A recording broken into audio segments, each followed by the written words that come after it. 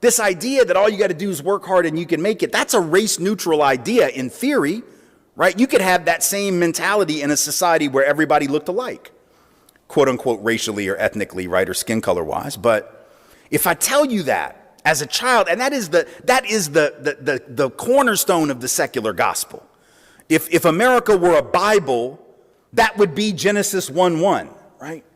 Anybody can make it if they just work hard. If I tell you that and you come to believe it, and then you look around and what do you see? You see white people up here disproportionately, not exclusively, but disproportionately. And you see black and brown folks down here disproportionately, not exclusively, but disproportionately. What do you conclude rationally? How do you process that? Your default position, given the ideology of rugged individualism, tells you that these white people must be in some way superior, or else they wouldn't be there. And these black and brown folks must not want it as badly. They must not try as hard. They must have something wrong with their culture or their family or their genes, right? Racism becomes almost rational if you're not questioning that ideology. By the way, it's not just racism, it does sexism too. If you see men disproportionately up here and women disproportionately down here, you start thinking, well, I guess those women just don't want those careers. They just don't want to work as hard. They're not as smart, whatever, right? Same thing with the class system. Oh, the rich are just that brilliant.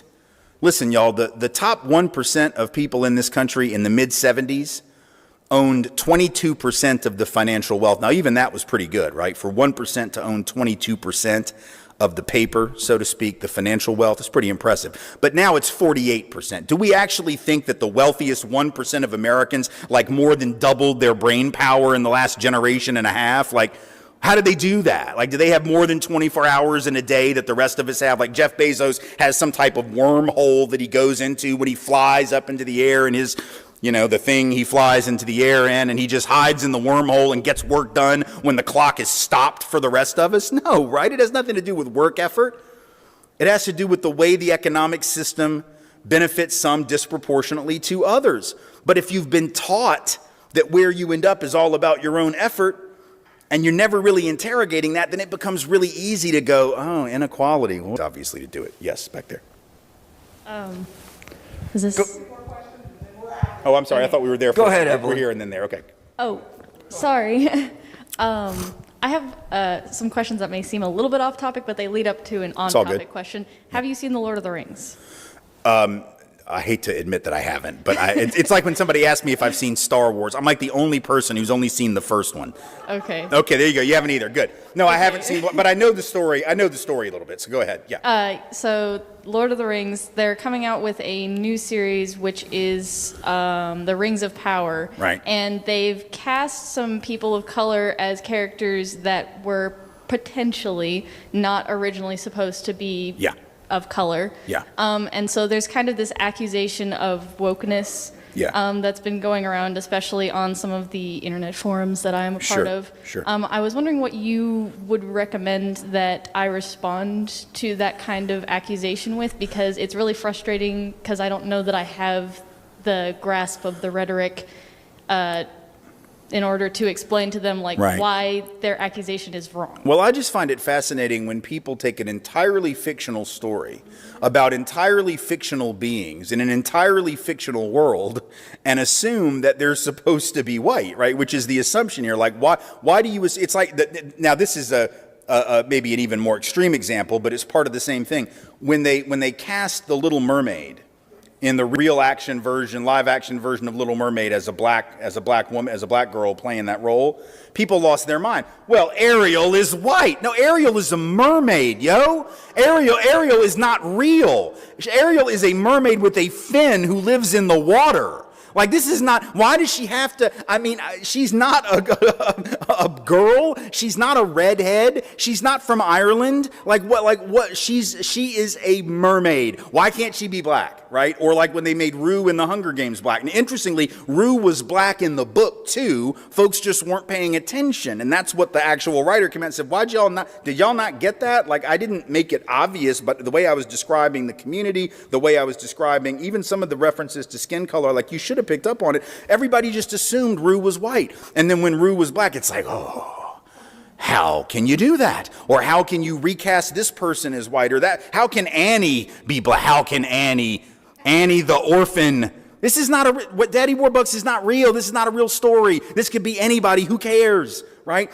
I mean, and look, as soon as these folks will answer why they made Jesus white, then we can have the conversation about why all these fantasy characters are black or brown. Like, you took a dude from the Middle East who's a first century Palestinian Jew, which is essentially North Africa. If you look at the map, right? We don't like to think of the Middle East as North Africa. We prefer to call it Asia Minor, and I think I know why, right? But you took a dude who's a first generation Palestinian Jew and made him look like he is from Bethlehem, Pennsylvania, right? And then you're worried about Rue, and you're worried about the Little Mermaid, and you're worried about the characters in Lord of the Rings. I mean, I think it just suggests to me that we've got a default, and it doesn't make us bad people. Look, when I read The Hunger Games, I didn't pick up on Rue being black either necessarily. I did picture a white child. Up everybody, how are you doing? I hope you're doing fine wherever you are today. Now, in today's discussion, we're going to be watching an important video, a video that will give you a perspective about something that I want us to see. And this is something that has been, happening for the longest time. And it has come to my attention that most of white folks are struggling with something called cognitive dissonance. The fact that they know what they believe in is a lie. They are ingrained to think that still what they believe in is the right thing, in as much as it is the wrong thing. This is because of the society that they came from. They were ingrained to believe that nothing great can come out of the hands of black folks. And now this creates the fear. Anytime they see a black person get into something, like something that tends to be great, they feel like it is not supposed to be a black person. I mean, it's supposed to be a white person, because that's something that they grew up with. And so watching this video explains a lot of things. And it explains why also the critical race theory is important on itself. And I think the host of today, Dr. Tim Wise, anti-racist educator, who has always been talking about these topics, is going to lay down the foundation of the video and everything that I think the to Z questions that you might have in regards to this, because there are a couple of people who are asking questions, and these are things that are happening in real time. People struggling with racism, white folks coming out asking these questions, like they're questioning their society where they come from, because they're seeing a problem, something that people should come out and have a discussion in regards to this. And I think this holds the same scenario with all white folks, because there is something that they believe in, they grew believing in, but now they struggle to accept that it is not the truth. And that's the cognitive dissonance that I'm going to talk about. And also Dr. Tim Wise explains and expounds these in the most educational way for us to understand. And since that he is an anti-racist educator, he talks about these topics, and it is really, really important, because we are getting to see a perspective. Like, for example, we grew as an African. I grew knowing that Jesus was a white person, but it turns that it is not the truth. It turns that was a lie. That was something that was told to us, but it was a lie.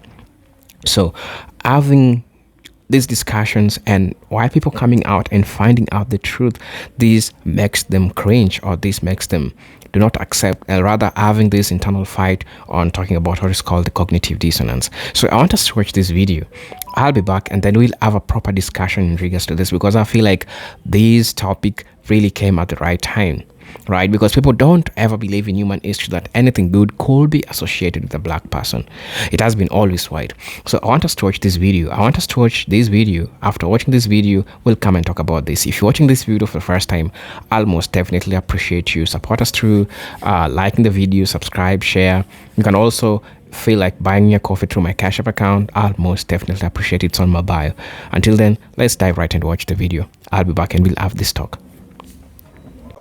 Now, it didn't bother me when it was a black actress playing her. I was like, oh, that's cool. And then when the author came out and said that, I'm like, wow, that's fascinating. I wonder why even I thought that. So it's a natural thing to sort of assume when you're reading a book or you're thinking about a movie, like I've always envisioned these characters in this particular way. And I'll admit it's a little weird when you watch like Bridgerton and you see all these black folks in these like really prominent, but like this is not really what this community would have looked like. Or like my wife is watching what is it, the thing about Catherine the Great. It's a series also, I think, on Netflix, or called The Great, right? And there's like black people in like, 1700s Russia or something. Like, I mean, like, I don't really think this is accurate, but but it's not enough to get flipped up about. Like, who cares? Just watch the program. It's a fantasy, right? It's a fiction. If they were to cast like, Albert Einstein as an Asian dude, that might be weird or something, but because that's a real guy, like, but these are fictional characters, fantasy characters. It seems a little bizarre to me, for sure. Right. Yeah. Ricky, did you want to ask your question?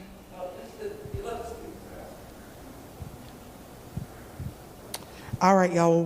Nope, I lied. Nope, coming now. It's okay. If it gets. I don't know. There's not a student that has one. My question is a filler question. But it's not. I was going to ask you.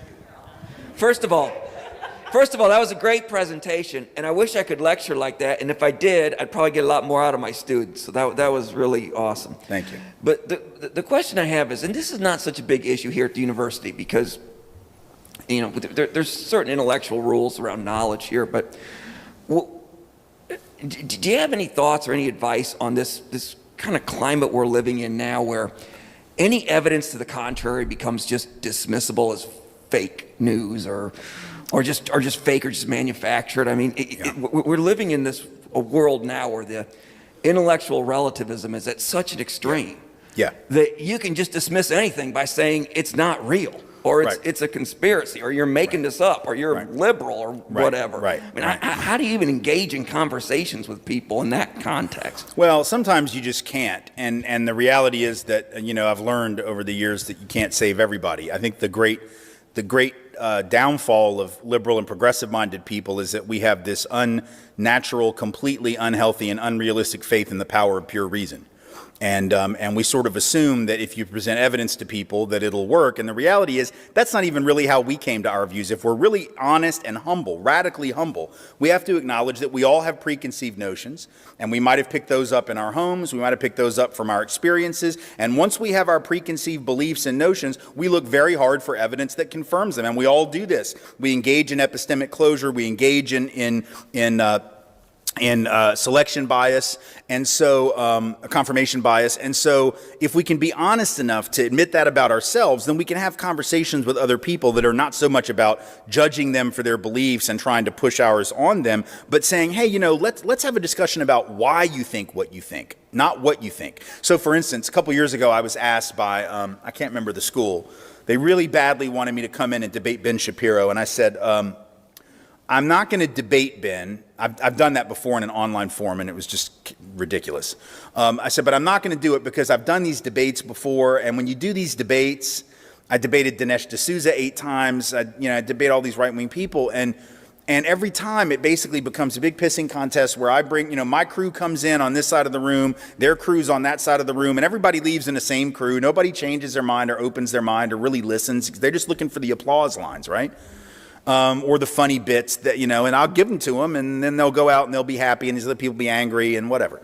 I did say, though, hey, if you want Ben and I to have a conversation about why we think what we think, I would engage in a dialogue about that. But the rules of that conversation would be that you cannot make any fact-based arguments at all about the subject that we're going to discuss. All you're going to talk about is why the facts that you've seen have been convincing and why for me they're not, and vice versa. Because clearly, Ben Shapiro and I could look at, and any other person on the right, we could look at the same information and come to very different conclusions. There are reasons for that, and the reasons are not, well, I'm smart and he's stupid, or he's smart and I'm stupid. The reasons for that are usually based on life experience, right? So the reason that I know white privilege is a thing is not, again, because of the books and the classes and the analysis. It's because I witnessed it over and over in my own life. And my guess is Ben Shapiro's had a life where he didn't have that confrontation with that truth in the same way. Right? So that would be an interesting conversation, because that doesn't mean that I'm looking at him and saying, you're a jackass and a fool and an idiot for not knowing what I know. It's just like, oh, do you see what this means, Ben? This means that you're coming at it from a particular frame of reference, which makes perfect sense for you. And I'm coming at it from here. And guess what? Those black and brown folks that have been trying to tell us both the truth, They're coming at it from their experience. So let's have that conversation, because I feel like if we can engage in that level of radical humility, that person that we're then presenting our viewpoint to, maybe in the second round of go around. Maybe the first round is that why, and the second and third round is the what. And by the time we get to the what, they don't feel they're being preached at. They don't feel they're being looked down upon, right? They don't feel they're being judged for their view. They feel like there's actually a conversation happening. A couple years ago, I was speaking right before Thanksgiving, and this always happens when it's right before Thanksgiving. I'll go somewhere and students will say, look, Thanksgiving's coming up and I'm going home and I've got this uncle and oh God, it's going to be terrible. And he's coming over. It's always an uncle. It's never an aunt. And it's never the dad. It's always the dad's awful brother, which I find fascinating. But anyway, the uncle's coming and he's going to do something terrible. And what do I say? And I said, well, the first thing you do, let me tell you what you don't do. First thing is you do not break out your Intersectional Feminist 101 class book, textbook from class. Not because it's not good, it's good stuff, and your uncle probably could benefit from reading it, but Thanksgiving is not the time. And the last thing that a 50-year-old man wants to hear from anybody who is 19 is what they're learning up at the college, right? So in a sense, I mean, just to be honest, like nobody wants to be told that if they didn't also go up at the college. So I would say do not do any of that. What you should do instead is, and when your uncle starts in or says something, ask that person, uncle, friend, colleague, student in class, tell me why you believe what you believe. Don't tell me what you believe. I know, I get it, but why? Why do you find that convincing? Because what I've learned in my experience is that when you ask someone to really reflect on the why piece, they themselves, after a few minutes, will start to come to a realization that they don't have a really great answer for that one. They're confident about what they think they know, but when they're actually asked to articulate why they know it, as opposed to just think it, they really don't, they can't really explain it to you. But because you've asked them, you've shown a degree of interest in them, you've shown a certain degree of compassion, you're letting them have a chance to explain so they don't feel judged, they don't feel attacked. And because you've asked them, they sometimes will then usually feel the need to reciprocate, right? Like if I ask you, well, why do you think what you think? Then you're going to listen to me when I explain why I think what I think. And now we're actually having a conversation that isn't rooted in judgment or you're fake or no, you're fake or I'm smart. No, you're smart. No, it's much more about, hey, isn't it interesting that we can look at the same information and see the world so incredibly differently? What is that about? Let's talk about that. Because if we can have that, at the very least, the benefit is this. It may not change people's minds. In fact, my guess is that political change is one at the margins. It's not one with massive conversions of people one way or the other, particularly on issues where there's deep psychological attachment to one's position. And I think issues of race and sex and sexuality and gender and religion all fall into that category. So the movement there is going to be very minimal. I think winning is really about mobilization at that point. I think it's about we just have to out-organize the other side. It isn't really about flipping their people. It's about protecting our people from being flipped, inoculating people from being flipped, and then just out organizing and beating them. But having said that, at the very least, if we take this rhetorical approach of questioning and humility and acknowledging our own biases, acknowledging, hey, you know what, I could be wrong, but I'm just telling you what I've seen. The reason I wrote White Like Me the way that I wrote it as a memoir, I just wanted to tell stories and not necessarily beat you over the head with what it means. Like I'll tell you a story about this encounter with cops that I had, where I was clearly let off in ways I would not have been had I been a person of color. You tell me what it means. I think I know what it means, and I think you can probably tell where I'm going with it, but you tell, if it's not what I think it is and what these other students in the room think it is, you tell me what you think it is.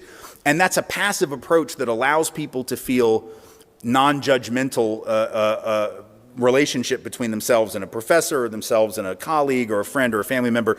And I think at the very least what that gets us, even if it doesn't flip people's thinking, is it brings down the heat and the temperature in these conversations, and that alone allows openings for other approaches that might bring about change, or at the very least it reduces the danger level, because right now we're at an incredibly dangerous place where the narrative and the rhetoric and the discourse are at such an amped up level that people are going to get hurt. They're already getting hurt. And so we need to bring down that volume considerably unless we want this thing to explode. So if that's all that does, there's value in it. And I think it can probably accomplish more than that, but at least that. Yeah, thank you. Thank you so much. Let's all thank Mr. Wise for his time. Thank you. Thank you. Okay. I'll be really quick because I know everybody wants to get home to their everything. Mr. Wise will be signing his book if you want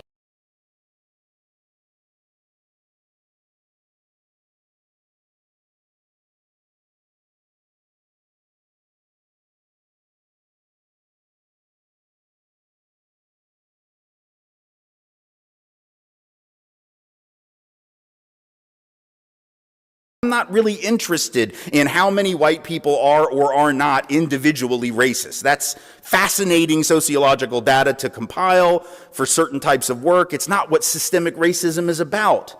Systemic racism is about the way that racial injustice is embedded in the institutional structures of the society, and especially when people are not trying to be bigoted. That's the dirty little secret.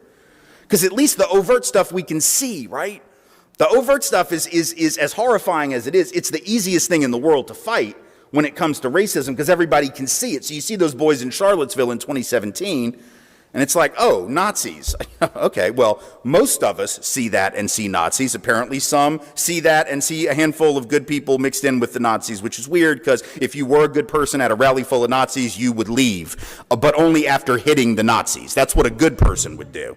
You know, it's what my grandparents' generation had a way of dealing with Nazis. Somehow we seem to have forgotten what that is. I don't know why, but when we see that kind of overt racism, we know it, we can condemn it, and most of us do.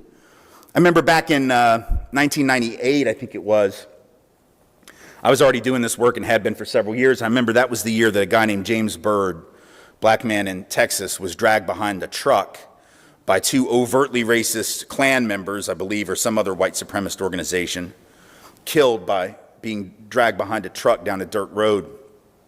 And it was a horrible crime. It made a lot of news. You know, it was talked about pretty much every day for weeks, and a big national news story about racism, which it should have been.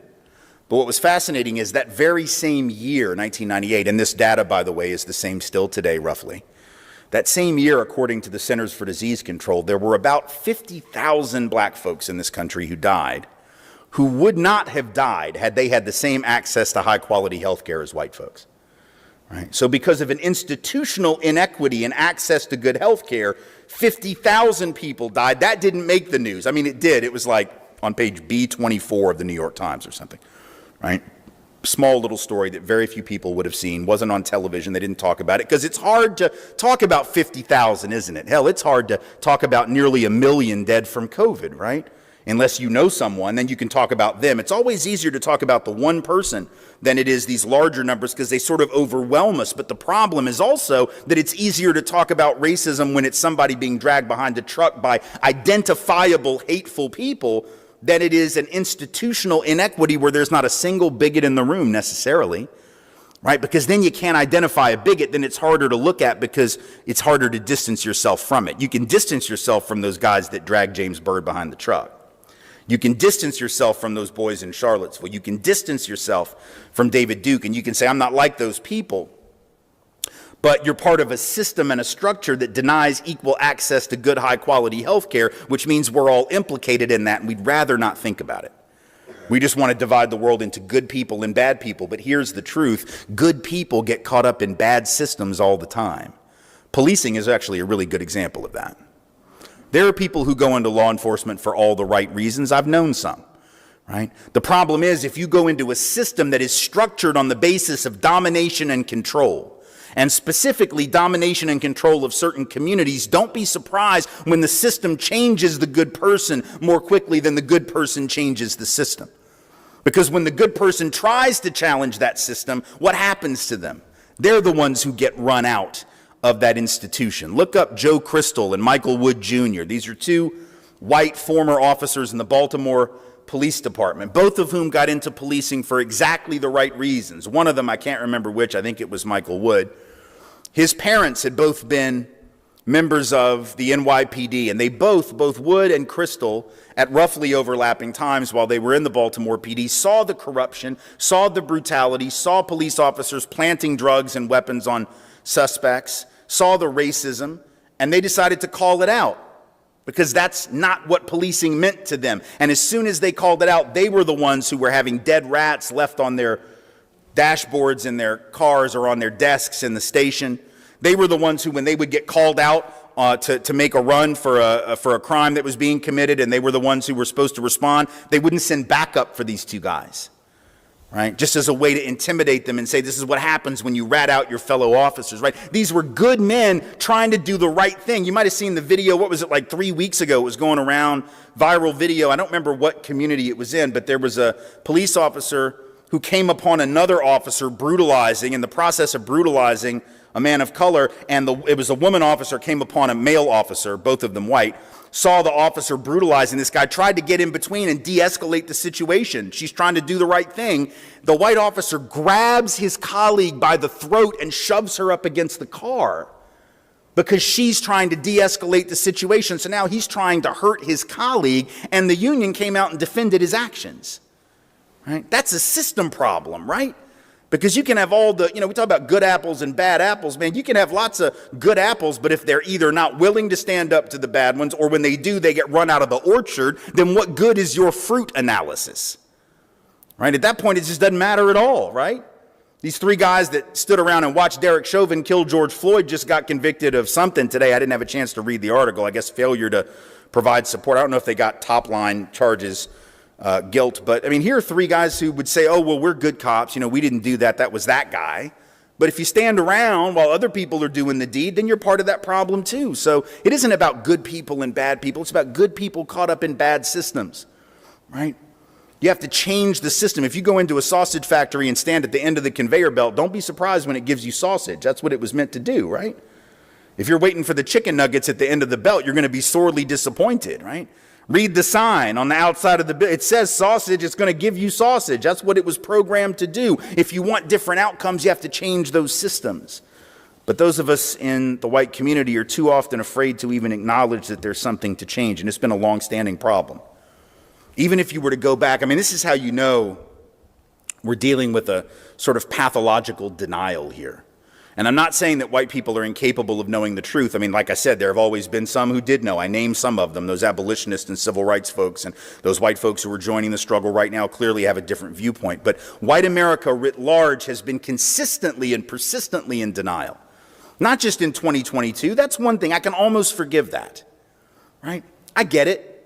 You look around in 2022, especially if you're a young person and you see all that old footage from Birmingham in '63, which I realize, first of all, black and white film footage to young people might as well be Moses with stone tablets. It is incredibly antiquated and hard to imagine that even is real, right? I don't think they make black and white televisions anymore, right? This just seems so old school. And so for young people, I'm sure it seems like a million years ago.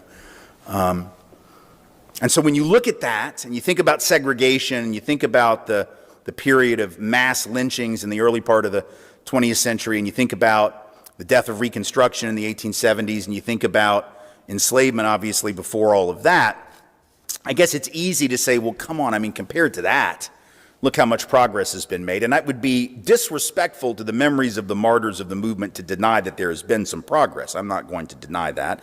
That would disrespect their memories, and it would disrespect their struggle. Of course there has been. But the problem is that in every generation, white folks have said that we've made all the progress we need to make. That has been our line consistently. That's not just in 2022. That's not just in 1992 or 1982. That was the same in 1962. Keep in mind, 1962, the civil rights laws hadn't even been passed yet. Civil Rights Act of 64, Voting Rights 65, Fair Housing Act 1968. 1962, the civil rights movement is in full swing. And that year, the Gallup organization asked white Americans, hey, do you think black children have the same chance to get a good education as white children? Now, this is 1962, y'all. This is 8 years after Brown v. Board, but long before any school system had really implemented the strictures of that decision to create equity with all deliberate speed was the term, right? To desegregate the schools and create more equitable school. They didn't do it equitably, speedy, or anything else, right? 1962, it's an easy question that white America was asked by Gallup. Do you think black children have the same chance to get a good education as white children? The only logical, rational answer is no, and yet 85 out of 100 white people answered yes. Even in 62.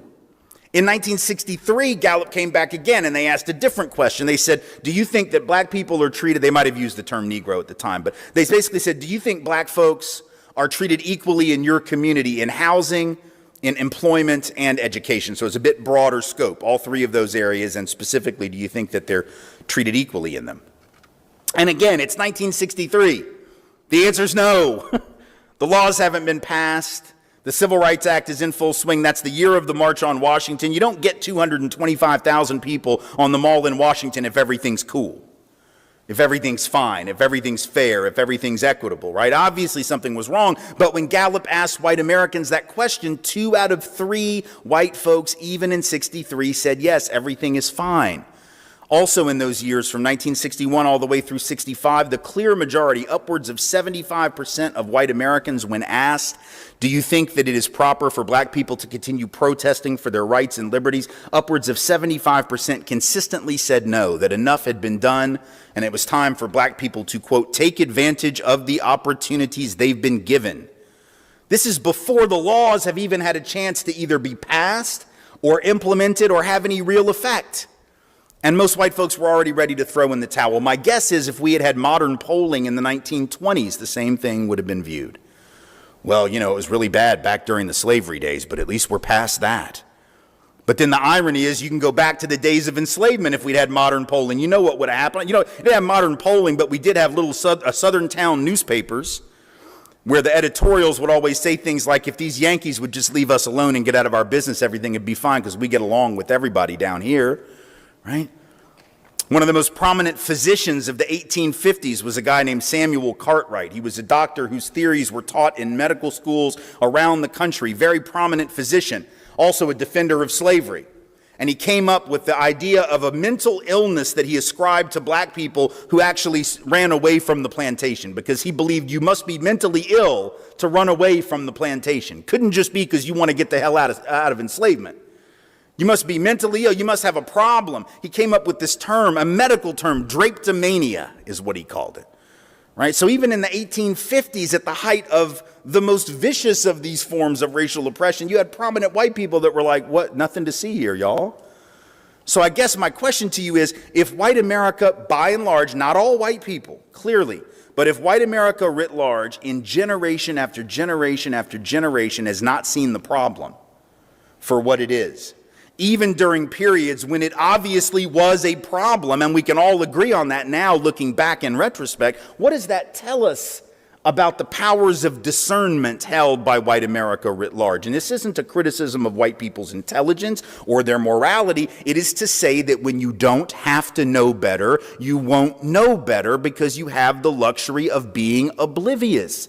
That isn't a criticism of white people. What it is a criticism of how white supremacy affects the thinking of white folks and makes it hard for us to see what's right in front of us until 50 years later. And then we look back and go, oh my gosh, it was really bad back then, wasn't it? My goodness, that's terrible.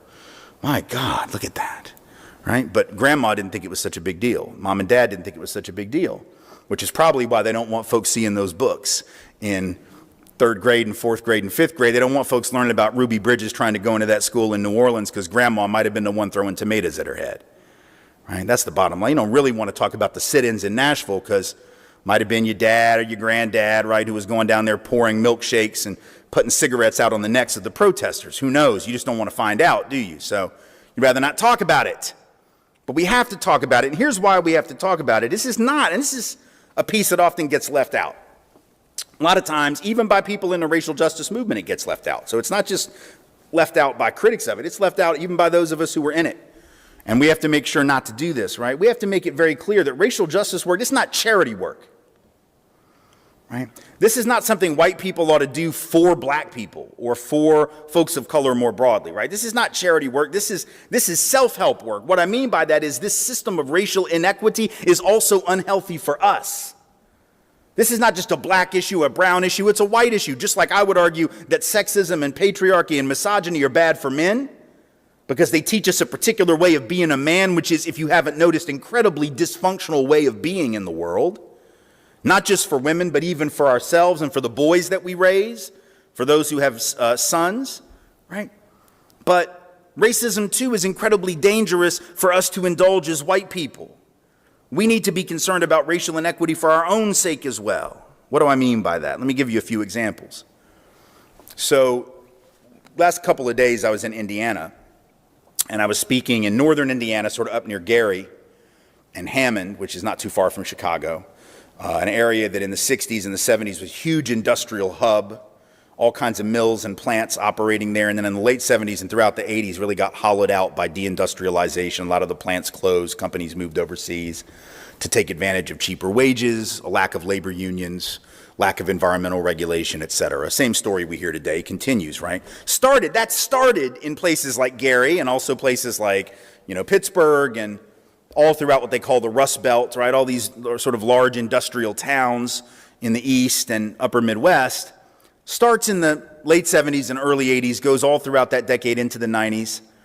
And for most of that time, what was interesting was the dialogue, the narrative that you heard from a lot of white Americans when people in those communities were hit hard by that job loss. Those are heavily black communities, by the way, right? Disproportionately, places like Gary, disproportionately black. So when those communities were hollowed out by the loss of manufacturing jobs, the people that were hardest hit were black folks. And that's why their unemployment rates were consistently 2 to 3 to 3.5 times higher all throughout that period, right? And a lot of times when white folks would hear about that, there wasn't a lot of sympathy that would attach.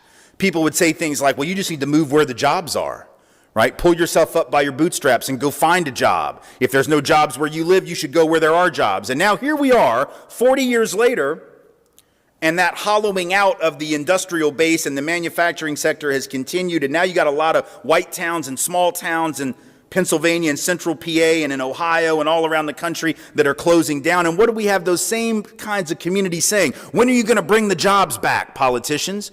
I want you to bring those jobs back to my small dying town. Well, wait a minute. Why don't you just get up and move?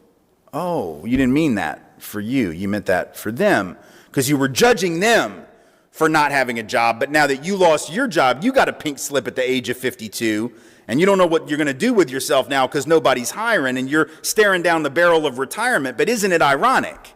Because if you cared about deindustrialization when those were the victims, if you hadn't had the luxury, one might say the privilege of ignoring their pain, maybe you'd have done something to ensure that there were job opportunities for those folks, that there were ways to retrain and rehire them for other kinds of jobs. But because we didn't care about that, because it wasn't hurting us, 40 years later it comes back and it bites us on the behind too. See, that's what happens. When you indulge injustice on that side of town, just wait, right? Just wait. It's coming to get you. Think about the opioid crisis.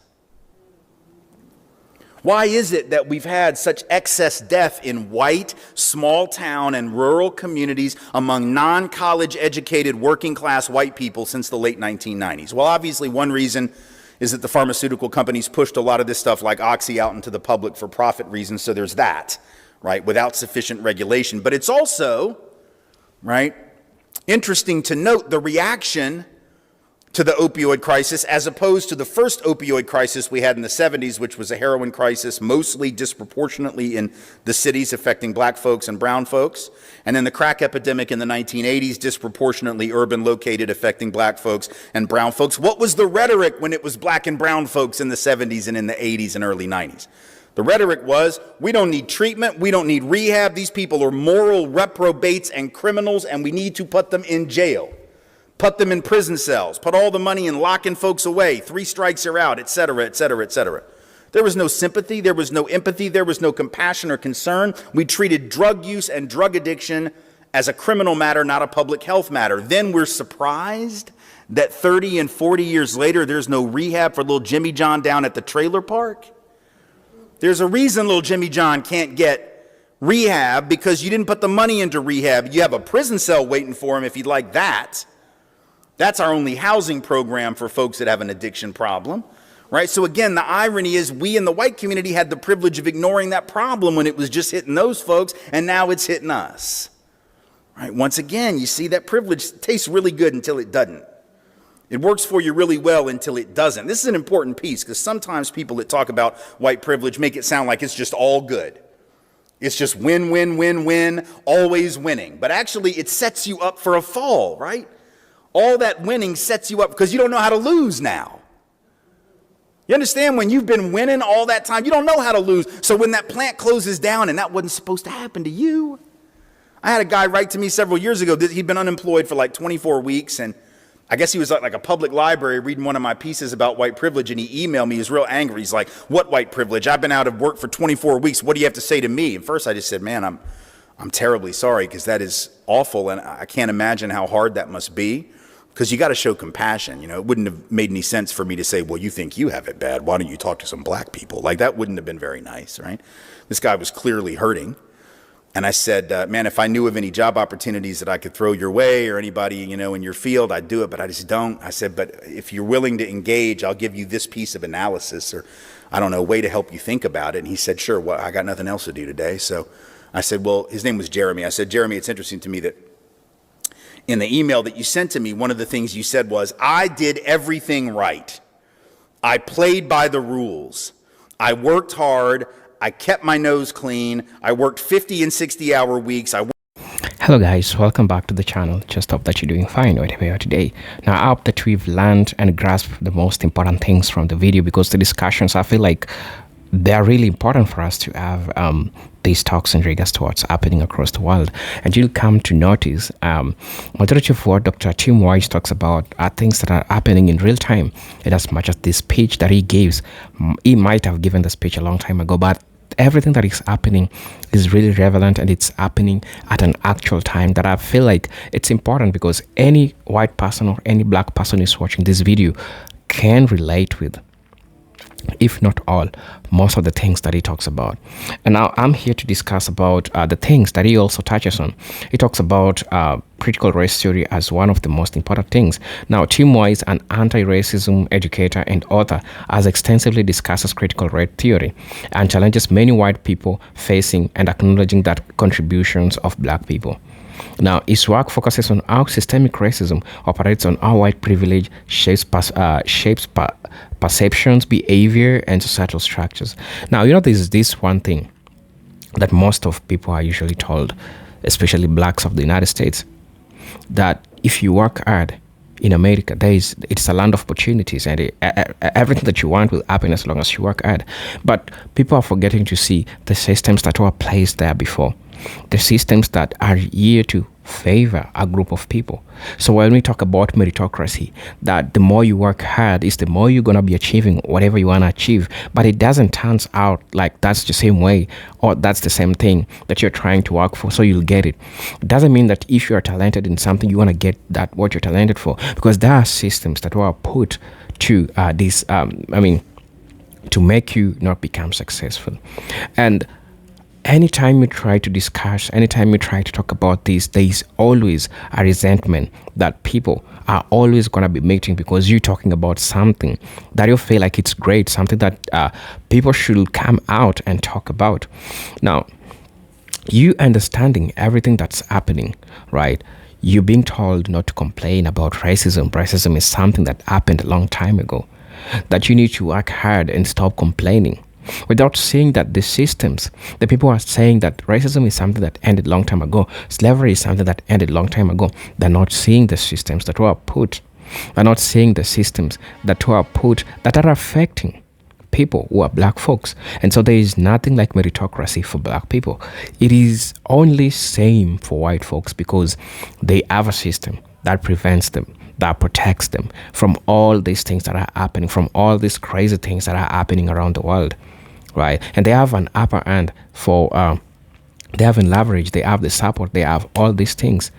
And I don't know, if you ask somebody, they'll tell you, I'm not seeing any white privilege that you're talking about, but this is something that happens around us today. Now, so when you talk about critical race theory, Tim Wise explains that that's critical race theory isn't just about teaching that racism exists, but about examining how racism is embedded in legal systems, institutions, and cultural norms. It challenges the traditional idea that racism is only about individual prejudice or acts of discrimination. Instead, CRT looks at how racial inequality is sustained through policies, practices, and historical narratives that benefit white people at the expense of others. Now look, there are a couple of stories that he gives, and I think most of the thing that a lot of black folks will relate with is the question of the color of Jesus. Now look, times back, we were taught, for example, as Africans, we were taught that the color of Jesus was white, right? And that was what is in the pictures, in the churches, in people's cars when you get in. And even today, right now I'm talking to you, we still have a couple of people who are still not, they have not awakened. They're still not, they don't know the truth, right? So trying to discuss these narratives with these people, trying to tell them that that's not who Jesus was, makes it make you question a lot of things. And let me go to white folks. White folks will tell you that the color of Jesus was white, and then when you provide proof to them that the color of Jesus was black, and then they're going to be telling you that it doesn't matter the color of Jesus, who it is. At the end of the day, he hears everybody, which is truth. But why didn't it only matters when he was white, and now the color doesn't matter when he's black? Right? So you understand the things that are happening when you try to discover like the truth. There's always an hindrance. There's always a way that these people are always trying to make you feel, because of the cognitive dissonance. They don't agree, or they don't believe that you could do or that you can be something great. And this creates what is called fear. The fear of thinking that one day these folks are going to be waking up and seeing you taking all these positions, knowing all these truths, the achievements that black folks across the world have ever done in human history, right? So you get to understand that perspective. You get to understand that part of the story, something that we need to sit down and have a discussion and talk about. Now, I personally ask this question: why is it so hard for some white people to accept black excellence? It is true, because all this, seeing black people being casted some roles that were predominantly casted for white people, makes them question you, makes them ask a lot of questions. And this will make you, because if you feel like a black person does not fit this role, then you fear black excellence. You don't believe that that's a cognitive dissonance. You don't believe that a black person can fit on that space or can fit on that place. So it makes you ask a lot of questions in regards to this. So this makes you question, why is it so hard for white people to accept black excellence? Now, Tim Wise argues that for some white people, acknowledging the brilliance, leadership, and cultural contribution of black people threatens the very foundation of white supremacy, which is built on the myth of inherent white superiority. The resistance is rooted in, first, what is called historical conditioning. This is something that you grew, you know that A is equal to B is equal to C is equal to D, but when you're growing up, you get to know that it is not true. Now, the history that most of people learned, they're not true, or they were written in favor of people. And I think Dr. Tim Wise have also touched on this. For centuries, Western societies propagated the idea that white people were the standard of intelligence, morality, and progress. Accepting that black people have made significant contribution challenges this deeply ingrained belief. And it is true, right? Because the environment that they came from makes them believe that they're the great one, makes them believe that they're the ones who have done a lot of things, while in reality, they not. If you want to think that they brought the civilization, I mean, look at the barbarians, look at the Vikings, how the culture was so barbaric. If you're a person who have watched Vikings, you'll agree with me.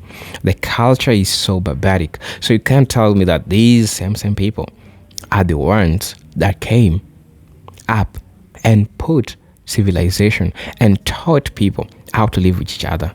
It is not true, because initially in Africa, we had our own ways of us living independently, controlling our own system, having leaders, having women, having men, having children, and each and every person had its role. So thinking about bringing civilization, and this is about historical conditioning, growing up thinking that you are the greatest of everyone. But now when you come to think about it, when you get to know the reality, something happens. And what's that? Cognitive dissonance. That's what happens. And now we're going to talk about cognitive dissonance.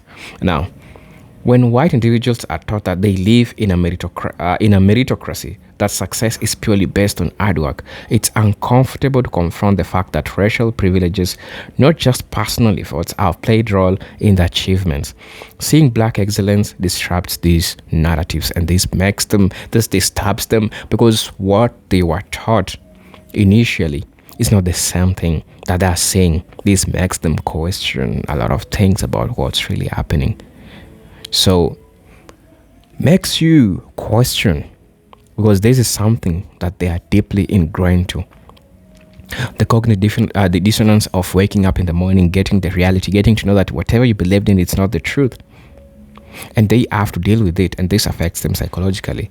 That's why you're seeing the resentment. They can't accept that you, or that your ancestors, or that a person that looks like you and I could do great things in the United States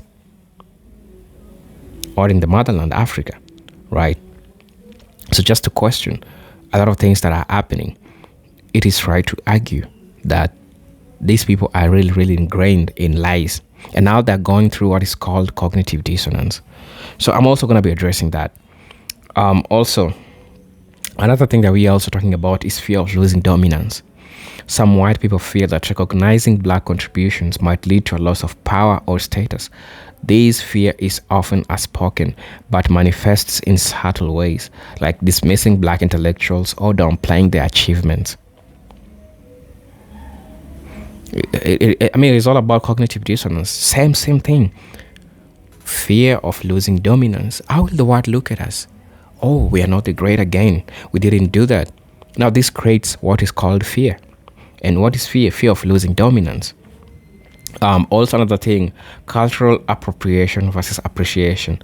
Wise also highlights how culture often appropriates black creativity. That's in music, fashion, language, while refusing to give credit.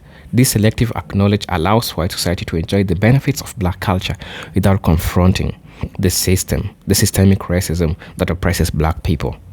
Right? Now, Tim Wise challenges his audience. Tim Wise doesn't just critique racism, he challenges white people to unlearn these biases actively. It pushes them to sit with discomfort, question their assumption, and confront how they benefit from the system built on racial inequality. This is not about guilt, but responsibility to dismantle racist structures and genuinely appreciate black communities, black contributions without fear or without being defensive or without denial or something about that. So I think it's important for us to have this discussion, and let's tell me what to think about this video. I hope you find it so educative. I hope you find it so eye-opening. This is a presenter, Jindok Stories, and I'm hoping to see you in my next video. But until then, peace, love, and harmony. Salute.